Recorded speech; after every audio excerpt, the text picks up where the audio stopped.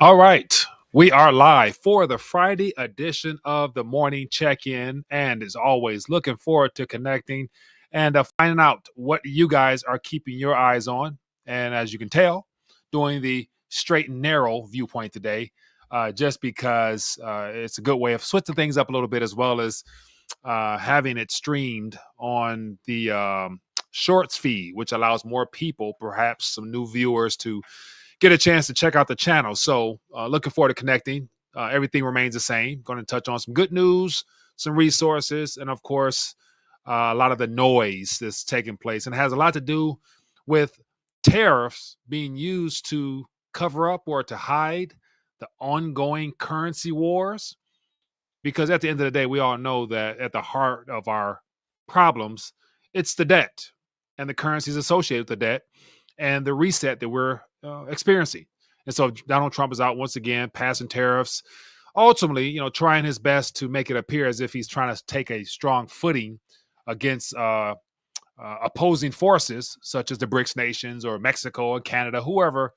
But ultimately, it is a necessity for every nation to begin rethinking the dollar or minimizing their exposure and their usage of the Federal Reserve liabilities. It's just only natural. Like even me, myself, as a spectator / commentator, as well as a user of the Federal Reserve note, I realize the importance of making sure that everything I have is not solely based upon this instrument here, because this is the weapon of choice. So if you know that, I know that, then it's a no-brainer that they would do the same thing. So we're going to touch on that and a lot more. But anyway, welcome to the live stream.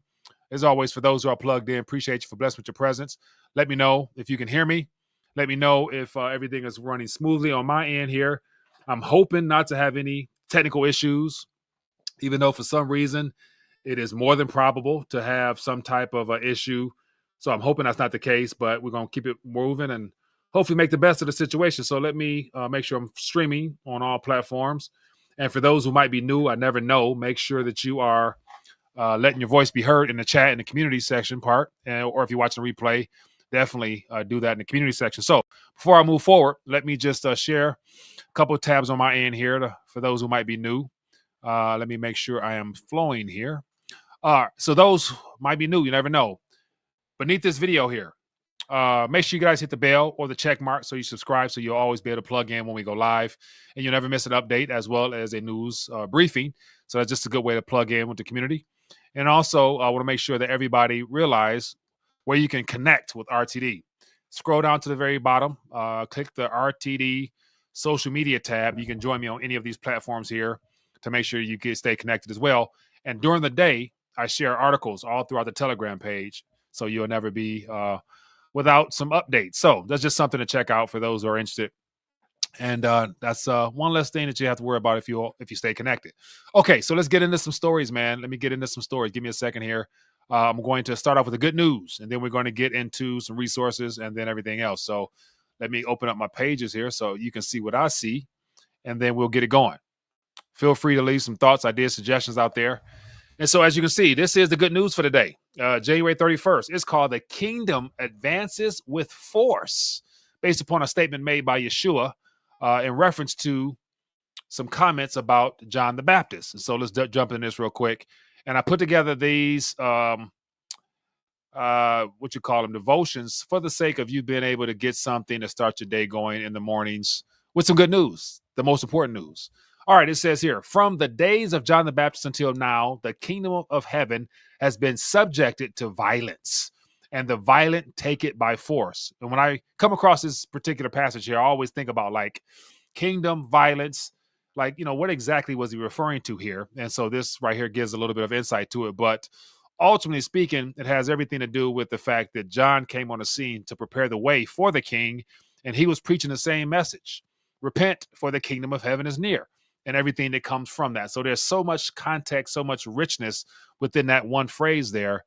And I think a lot of it has to, unfortunately is lost in modern day churches. But anyway, it says the kingdom of God is not for the passive. It's for those who press in with determination. It says Jesus was saying that ever since John began preaching repentance, people have been forcefully pursuing the kingdom. Why? Because the kingdom is worth everything. Look at the blind man who shouted, "Son of David, have mercy on me. They told him to be quiet, but he cried out louder.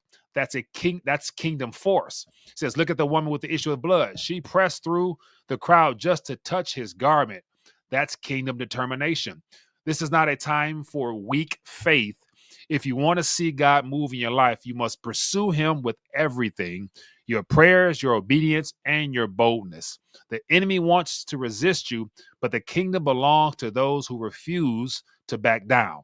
And the last statement here says, so press in, seek first his kingdom, take hold of what is already yours. Let that sink in. Take hold of what is already yours. Selah. All right. So that news there is just a way to get you spiritually charged up this morning. Hopefully it did just that. Okay, so let's not waste any more time. Let's get into some resources, and then we'll get into some of the noise from DC. Let me close some pages here so I can make sure I got everything I need here. Okay, so let's jump right into it. All right, so behind me I have the Colonials Metals Group page where you have a chance to diversify your portfolios via gold and silver through a self-directed IRA. So this form right here behind me is a link, believe me. And if you're interested, you can actually fill this out and you'll download this PDF here, give you more information as to what's going on, and you can participate in something that will be very beneficial for your financial future, given all the things that we're facing now. So if you're interested, go to Colonials Group, colonials.com, colonialsmetalsgroup.com/RTD, and you can get all the information you need there. And as you can see here, information is right beneath me, so feel free to check it out if you guys are interested. All right, so let's keep it moving. I want to make sure everybody realize that gold is at the heart of all of this stuff. And so if you guys see above me right here, you see what I consider to be the most affordable gold to be acquired, and it happens to be the gold back. So if you're interested in getting a hold of these instruments on the page behind me here, 24 karat gold polymer notes, a good way to preserve your purchasing power. This is one of many ways I would not necessarily recommend, but I can't give it financial advice, but one way is that I choose to take advantage of the manipulation by getting gold. So if you're interested, just go to buygoldnotes.com. Links in the description, and you can take advantage of this opportunity. Okay, so with that being the case, let's get into some market activity right now. Let's look at some price action. That's what I'm interested to see. So on the screen here, we got, let me get it in here. I got gold and silver. We got some price activity here. So as of right now, according to what I see, gold is $2,800. Can you say all-time high in USD?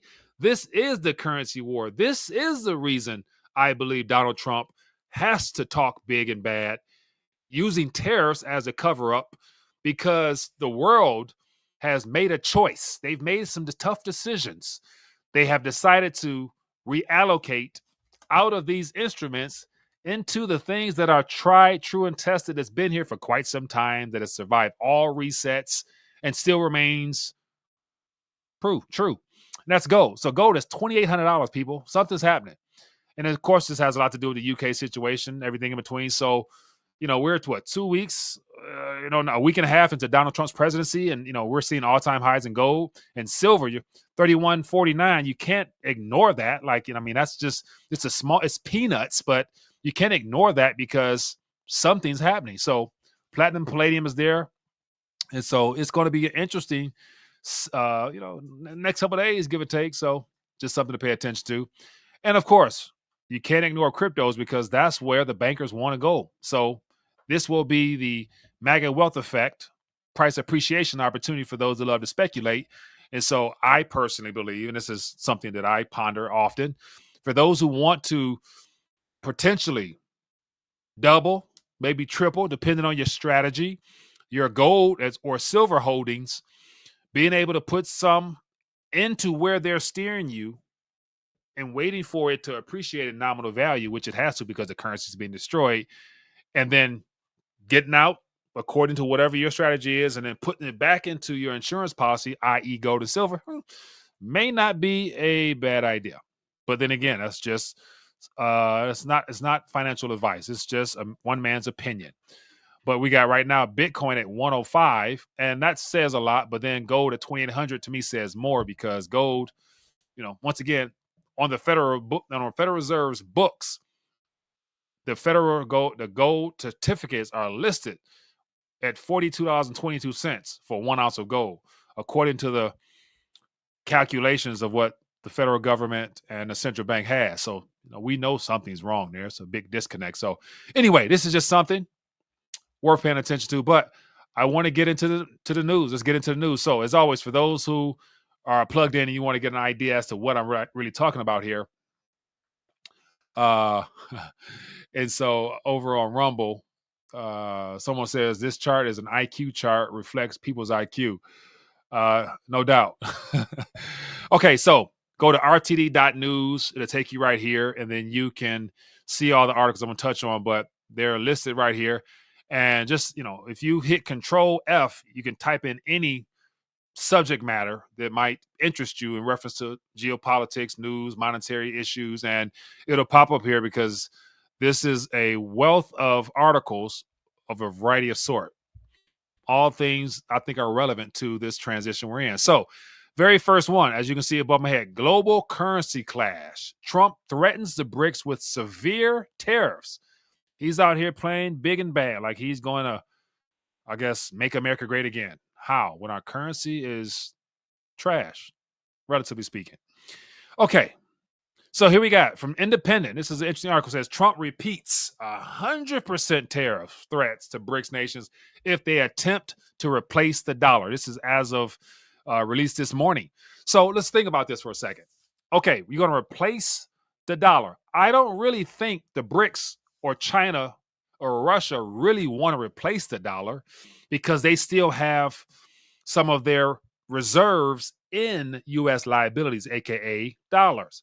So they have not replaced it, but they have begun the de-dollarization process, which is basically drawing back on requiring them as a medium of exchange amongst their own BRICS union because they're using currency swaps. They're using their own currency. So literally, they're selling off their U.S. liabilities into gold and or shoring up their own currency strength, and then they're allowing transactions with these currency swaps amongst other nations. So they're not replacing the dollar, they're weaning themselves off the dollar.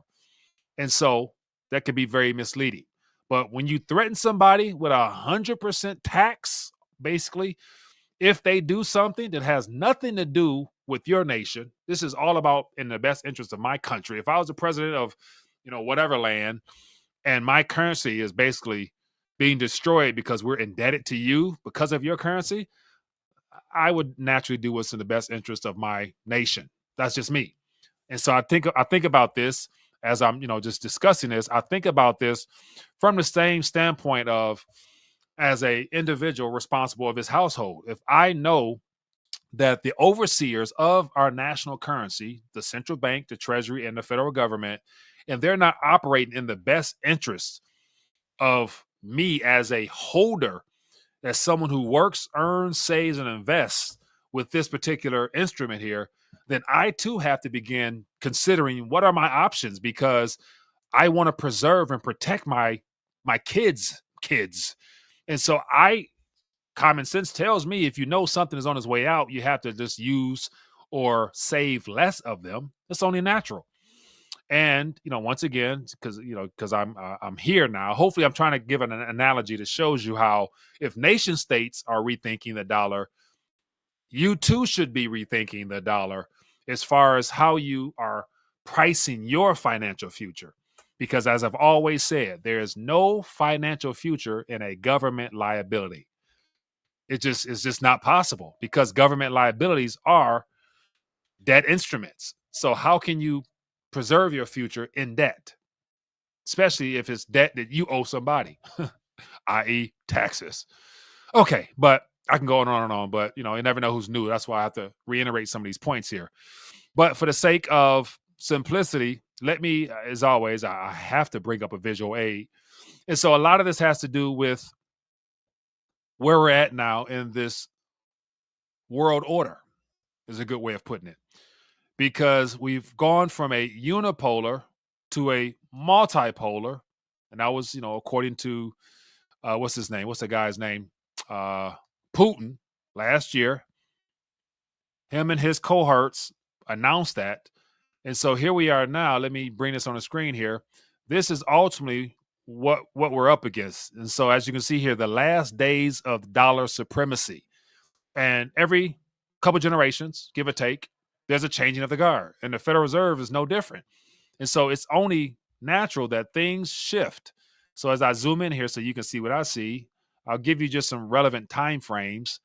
And so going back to 1450 with Portugal, they too had a dominant currency that the world had to recognize. It wasn't necessarily like the world reserve currency. That didn't start until we got into modern day times dealing with central banks and stuff like that. But the monarchy of Portugal was a leading nation, then Spain, then Netherlands, then France, and then France and Britain. Then we get into the world reserve currency of the pound. We know how that ended. Then the dollar came into play up until about last year-ish. And so 2025 is here now, people.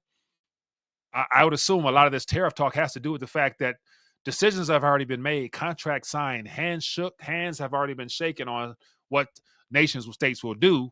And so here we are now. We're at the end of our currency to where we're not really working with much.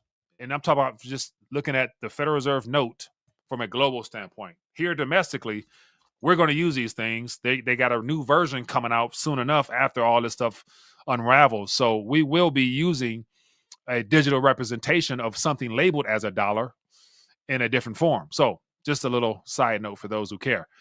But back to my point here. Let's get into this article real quick here. Let's just share some headlines. It says President Donald Trump attempted to renew his threat against a bloc of 9 nations in the case that they tried to undermine the U.S. dollar.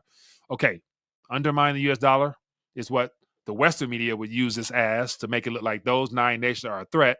But if you were to go in those 9 nations and they were talking about us, they wouldn't use the word undermine. They would say to protect ourselves against the dollar. It says he threatened economic retaliation. Think about this. You got a man that put on his pants the same way you put your pants on, get up in the morning and put 2 feet on the ground. He's basically retaliating, threatening nations with economic retaliation. Think about it. That's just like your backdoor neighbor, your guy behind you, your guy in front of you, whatever. He's just sitting over there threatening you about what he's going to do to you. And you like, man, we live on the same block. We live in the same neighborhood. And this is how you're going to treat me? Like, come on. Can't we all just get along? No, we can't get along because I have the reserve currency and you have to use it. Or I'm coming to your neighborhood. I'm going to come invade your house and, do all types of ungodly things. Anyway, bad analogy. It says if these seemingly hostile countries moved away from the dollar, seemingly hostile countries. Mr. Trump said on Truth Social in a statement nearly identical to his post on November 30th, the U.S. president wrote in social media platform, the idea that the BRICS countries are trying to move away from the dollar while we stand by and watch is over. So just that alone. Trump is not going to stand by and watch. So he's going to threaten them with 100% tax on them doing trade with us.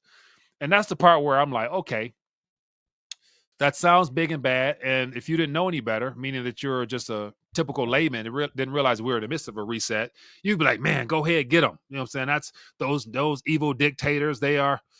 But put yourself in the shoes of someone in those regions, given the history of what the U.S. has done to the world. I can understand how I wouldn't necessarily feel the same way. I would definitely feel like I have to protect myself. And that's why I mentioned all this. But here we are now, 100% tariff. What will come from this, we'll find out. But based upon what I'm seeing and what I anticipate, all this narrative, all this back and forth stuff will ultimately show up in 2 ways.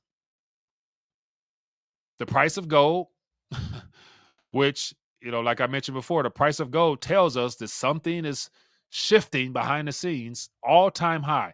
So what that reflects when it comes to the debt-based currency model is that the Federal Reserve note is at an all-time low along with every other currency when you value it in physical gold. And so $2,800 and climbing. And so if I was to reverse that same phrase and let me give you something else. Let me give you a different take on this. And this is a good way for you to see what I'm referring to when I bring it up on the screen here, because at the end of the day, this is what it's all about. This is what it's all about. The Federal Reserve note, when measured against gold over the last year, as you can see on the screen here, it's down negative 27.5%, meaning people who held excessively large amounts of Federal Reserve notes in paper or digital form, if you were to compare that against the possible gold holdings that you could have had, you lost 27% relative buying power. And so this visual aid here over the last, let's go, this is a year, this is the last month, this is the last week. So literally, there was a sudden change since January 27th, where gold started going up, nominally speaking, and the purchasing power of a fiat note known as a dollar has been trending down. The world has made their decision what they would rather have. They would rather hold gold than hold debt. And so hopefully, as you're watching this, you've been paying attention to this, you know, because if you've been following the channel, you realize the importance of making sure your financial future is not solely in something that they're creating out of thin air, digitally and paper-wise. And we're literally still in calm times. We haven't seen anything really that will be considered an emergency type of response, which will result after the Federal Reserve and Jerome Powell, as I mentioned yesterday, those lies that they're spewing about Trump calling Jerome Powell the reason for inflation, relatively speaking, and then Jerome Powell saying that they need to pause because they're concerned of inflation as a result of tariff talk. There was a concern of inflation or increased consumer price concerns before tariffs were even mentioned. So make it, pick your poison. Which one is it? Trump? Which one is it? Jerome? Let us know. But the world tells us it's the dollar. Okay. That's just something for those who might want to pay attention to these matters. People who care about their financial future. Mind you, when you wake up in the morning and you exchange your time, energy, effort for Federal Reserve notes, you are willingly participating in a system that's rigged against you. So if you know the importance of diversifying or de-dollarizing for your own benefit, I believe in always finding some crumbs somewhere, finding some nickels and quarters in the couches and converting it into something that I know will be an absorbent of all this liquidity that will come when something breaks. Okay. So here's another little headline here. It says here, Donald Trump. Watch this. It says, Donald Trump. Let me get his. Here we go. Donald Trump warns BRICS over dollar move. Go find another sucker nation. Is this headline? And same subject matter, but this is a mainstream narrative, so that's why I had to bring this one up here. Let me bring it up. Will it open up? Let me see. There's some type of glitch there. Give me a second. It was blocked. Oh, okay. I see how they did me. I tried to bring this article over to this page, and they told me no. So what I have to do is, bear with me. I'll go back and just grab it. Just grab it from the main source. And the reason I mention this, just because it's another interesting headline. That's all. This is all noise when you know the bigger picture. And so just the fact that they quoted Donald Trump as saying, go find another sucker nation. Why it matters, what to know. This is all from that tweet or social media post he put out yesterday. So once again, I'm not going to bore you with it, but it's just interesting how the different subjects change. So here is something I want to share. And I'm going to do this two ways. So this is called de-dollarization for nations are a necessity. And so this isn't my opinion. This is the response of an individual. So this is a post. Let me see if I can get this in a different way here. Give me a second. Let me try to. Okay.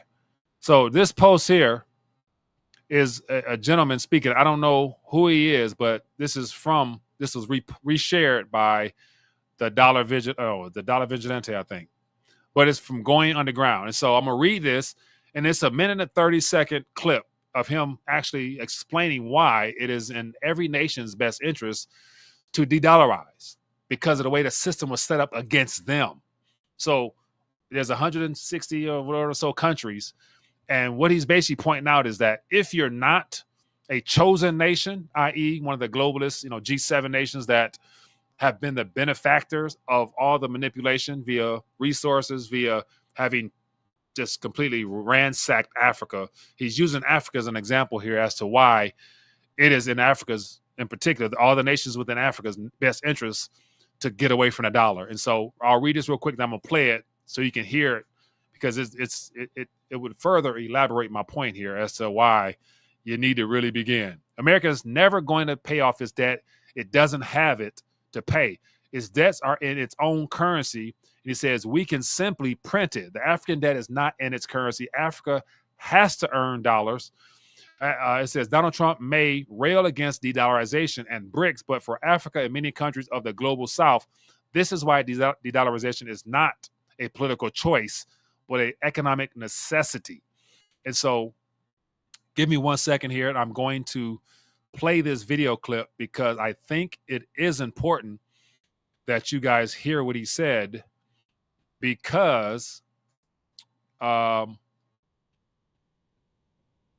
it's very telling what he said. So give me a second. Let me bring this on the screen here. And so I'm going to play this particular clip. And so let me know in the chat if you guys can hear it, because this is well worth the listen. So listen. America is never going to pay its debts. It doesn't have to. Its debts are in its own currency. We can simply print it. The African debt is not in its currency. The African debt is in U.S. dollars.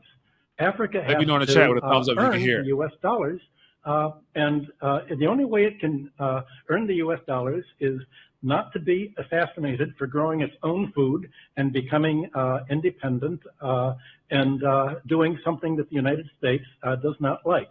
The principle underlying the foundation of the World Bank is that no country should grow its own food. Africa and the third world should only grow export crops.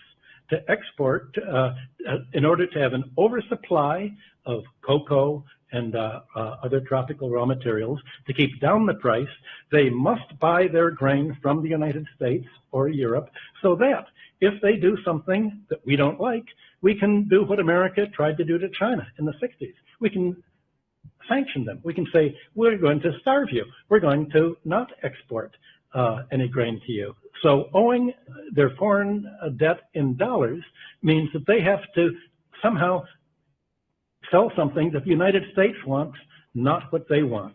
I think the most evil organizations in the world today are the World Bank and the International Monetary Fund.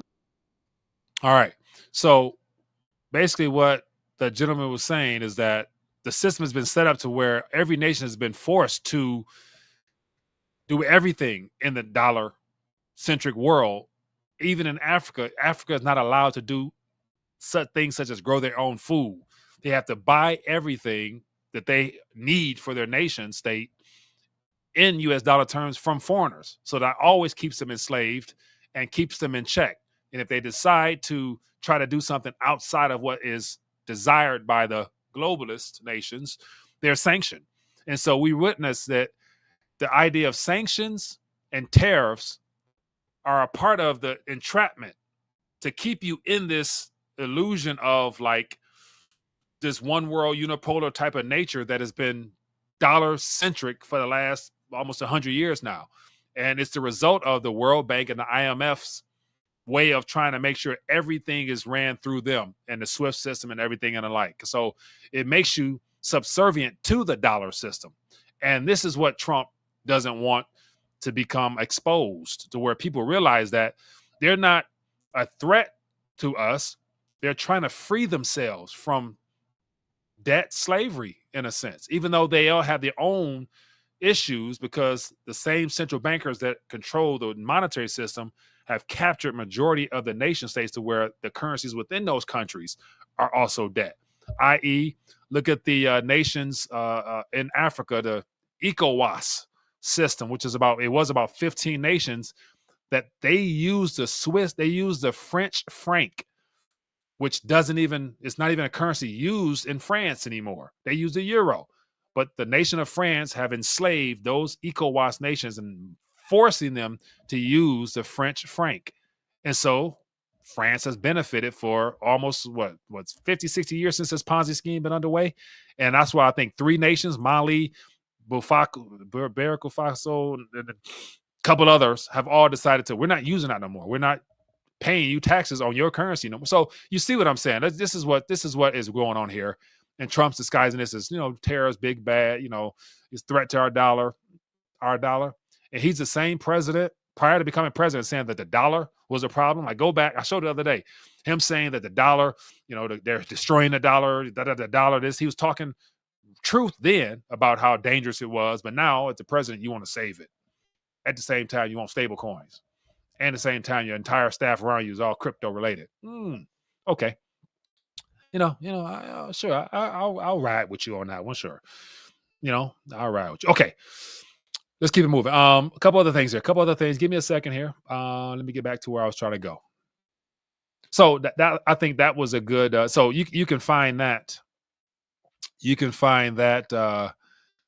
You can find that video at this link here at the rtd.news. Links in the description. Okay. So just some other things here. Canada and Mexico face 25% tariffs on Saturday. So literally, starting tomorrow, Trump's like, hey, you're going to pay extra on what you do with us. Okay. We'll see how that go. So once again, put yourself in Canada or Mexico. If you're really against the aggression being imposed by Donald Trump, what you going to do? Either pass tariffs back or you're going to call China, Russia, and say, hey, we got to do something about this. I need to stop, importing there. We're going to stop exporting from there. You do business. Whatever I take away from the U.S., whatever we can't sell in the U.S., I'm going to bring it to your nation. Let's do business. Outside of the dollar. It's only natural. Anyway, but we'll see how that goes. Okay, here, a couple other ones here, and I'll let you guys go. Enjoy your day. Here's something that really had me thinking. And so this is about Bitcoin and what is happening in El Salvador. So this is flown under the radar. I haven't heard no maxis really talk about this, but this is something that's worth considering. El Salvador rushes to approve Bitcoin law amendment to comply with the IMF long term. So for those who may not have been paying attention, El Salvador, who over the last 3 years have been doing well without any debt, they were able to actually have a surplus. They actually paid out some debt because of the Bitcoin accumulation. And their leader there, Bukele, was talking about buying Bitcoins every day. So he stopped doing that. And basically they took out a loan. And if they were doing such a good thing as far as paying off debt, why did they actually start getting into debt again? Says the deal involved El Salvador making a basket of financial reforms in exchange for a $1.4 billion loan from the IMF extended fund facility to fund the government's reform agenda. So once again, why did a nation that was priding themselves on paying down debt all of a sudden flip the script? Either somebody got to Bukele or Bukele was told, hey, if you don't get back in line, we're going to come for you. Something took place. Now they took out another loan. And it's not a loan. We know these things are meant to drain nation states so that the globalists and the entities involved with them can steal natural resources as well as possible land. And so I thought this is interesting just because, El Salvador is a unique place. I had a chance to go there and to go to Bitcoin Beach and get the lay of the land. And I must admit, it was nothing like what they would have you believe when it comes to Bitcoin. It was nothing like the mainstream media would have you believe. Just because nobody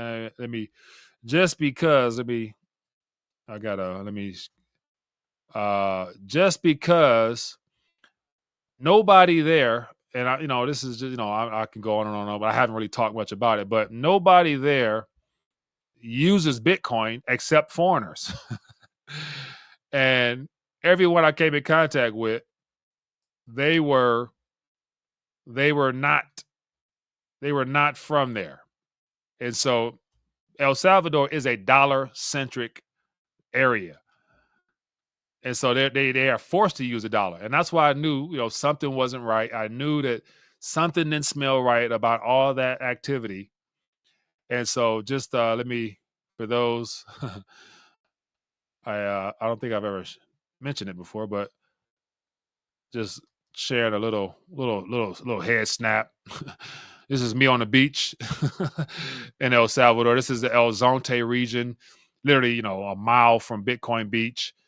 And I, once again, just that region there, it was all foreigners.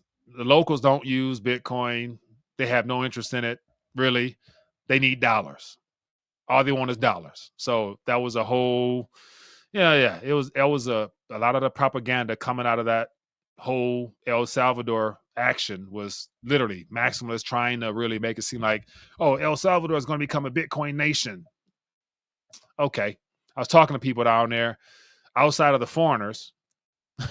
People weren't even interested in Bitcoin. So doesn't surprise me one bit to say the least is what I'm getting at. So anyway, it's just interesting stuff. But anyway, okay, I got more stuff. Well, okay, people, as always, this is just me trying to share some good news and real news and everything else. Give me a second here and we'll make this work. Okay. A couple other stories here. Let me see what else I got for you guys. Let me see what else I got. Anything else worthwhile? Oh yeah. So here's the last article I'll leave you guys with. This has to do with let me bring it on the screen here. Can I find you? Okay, this has to do with CBDCs because they are still on the table. US will get the last version of it, trust me. Okay, so here we got ECB pitches digital euro as response to Trump's crypto push. So what they're trying to do now, ECB, all these entities, they work together. They all communicate. They all got a script they're following accordingly. Timing can be off, but the agenda is set. We all know where this has to go. As I always mentioned before, we got to go digital so that they can use the tech as well as all the other things with it, so that when we get into that time frame where there'll be a one world currency due to the fact that both Republicans and Democrats will turn over control and power to a single source that will probably be based out of the EU area. So we know how things unwind in the future. But it's just all about how do we get there? And we get there one step at a time. And so you see ECB pitches digital euro. Oh, really? The euro is already digital, predominantly with currency, with paper, just as like the dollar. But they're trying to make it appear as if like they need to start getting on track. So it says Eurozone banks need a digital euro to respond to Donald Trump's push to promote stable coins. So mind you, Donald Trump is against CBDCs, but he is for stable coins. Stable coins is a more user-friendly term. It's a more decentralized cryptographic currency type of lingo, but stable coins are still centrally controlled entities on a ledger that can be manipulated. Not a free-flowing currency with privacy, nothing like that. None of those attributes. So if Donald Trump is for stable coins, that's just as saying as much. It can be a digital dollar representation. So it won't necessarily have to be a central bank digital currency. It could be a treasury digital currency.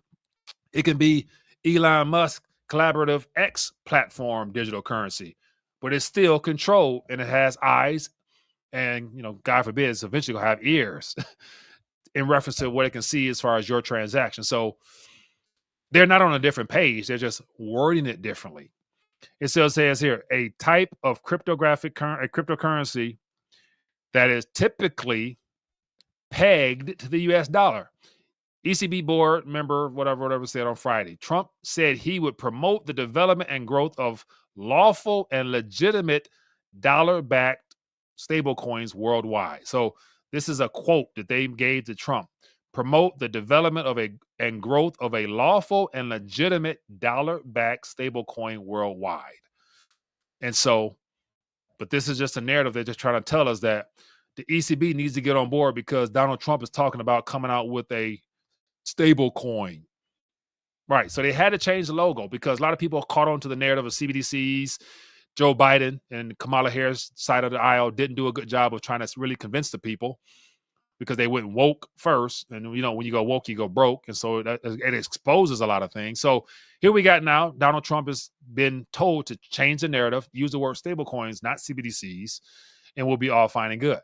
And it all goes back to Executive Order 14067 that I talked about last week, where he took away 78 of Biden's executive orders, but he did not touch Executive Order 14067, which has a lot of wording on CBDC as well as digital dollar stablecoin type frameworks. He didn't remove that. Why? Because that's a part of the plan. So once again, it is what it is. This is the world we live in, people. And it is a good day to say the least. It is Friday, the 31st, the last day of January. So I want you guys to go be blessed, be safe, have fun, enjoy life, laugh, live, learn, and love. And more importantly, don't forget to give props and show appreciation for the blessings you have today, because no day is guaranteed. And I'll leave you with that. Be blessed, be safe.